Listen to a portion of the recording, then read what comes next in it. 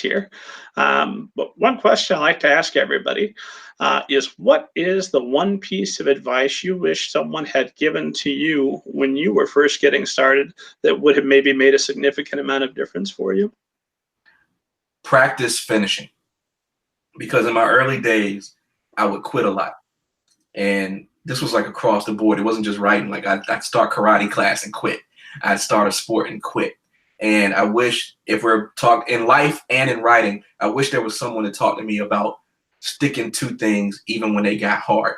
It's a lesson I learned eventually, but I wish I learned it much sooner, because I think I would have developed as a writer faster. And it's not to say that you would never abandon any project, but I think you should be finishing more things than you stop. And it took me a long time to learn that. I would get into that middle part of a short story or even a novel, and you know how it is. That's probably where it's the hardest, because you still have a long way to go. You may not be feeling like everything's coming together. And I would just say, hey, I want to go on to my next idea. And so I would have like all this unfinished work for a long time. And so I just wish there was someone who could stress to me, practice finishing. Even if you sometimes fail, go into it with the goal that you're going to complete this task. And I just think I would have been a better writer quicker. That makes 100% sense to me. I still have trouble with the ending, especially the longer the story, the harder the ending is for me. Not because I don't know it, but because I'm okay plowing through the middle. I'm okay with the endless revisions, but coming up on the end when I know I'm going to have to say goodbye to the characters, that's a hard moment. Yeah. I still have trouble with endings. Like, that's why it takes like anywhere from 3 to 5 drafts for me to get it right.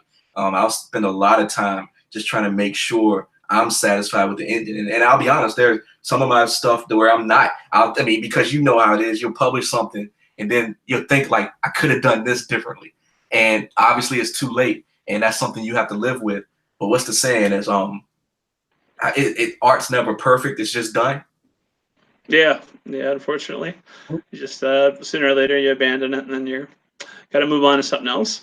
That is one thing that I'm pretty good about, is I will wait several months after finishing my final draft before publishing, so that if there's anything else still calling to me about the story that I can maybe fix, I still have the time to do that before it goes out to the world. Yeah.